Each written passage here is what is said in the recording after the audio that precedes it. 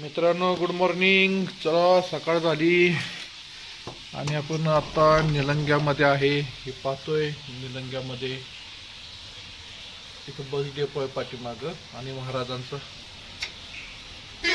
छत्रपती शिवाजी महाराज चौक निलंगा या ठिकाणी आता आपण आहोत राहिलेलो आहे. सकाळ सकाळ खूप थंडी आहे.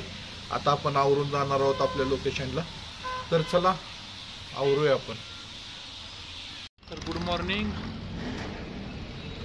चला आपलं आवरलेलं आहे. चला आपल्या स्पॉटला आता आपण निघालेलो आहे. सूर्यनारायण पण आपल्या डोक्याच्या वरती यायला लागलेले आहेत. सकाळच्या 6:15 वाजलेले आहेत.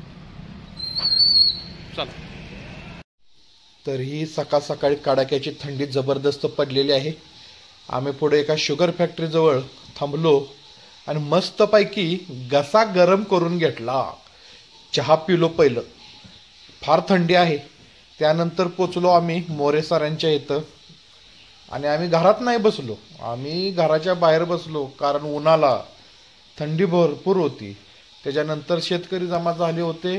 राकेश सरांनी मीटिंगला सुरुवात केली आणि शेतकऱ्यांना आपला विषय समजावून सांगितला. चांगल्या पद्धतीने आपलं त्यांना आई क्षेत्र त्यांना कॅरेज पुढे देऊ शकतो. 5 वर्ष किती नंतर काळात जर शेती पिकली नाही तर हे 700 कोटी 800 कोटी होते. 800 ते 900 कोटी होते. खाणार काय विषय लक्षात आला. पहिलं 6 महिने. त्यानंतर काही शेतकऱ्यांना पाण्याबद्दल आणि खताबद्दल राकेश सरांनी माहिती सांगितली आणि आम्ही रिझल्ट आलेल्या काही प्लॉटवरती जाऊन व्हिजिट केली.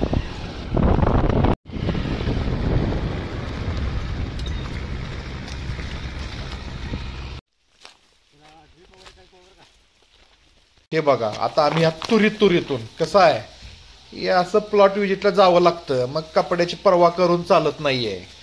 त्यानंतर तुरीतून बाहेर पडलो आणि हा भला मोठा बांबूसारखा ऊस इथं आपला तयार होता. आपला रिझल्ट एकदम जबरदस्त. हे बघा. तर अशा रीतीने आजचा दिवस आमचा होता.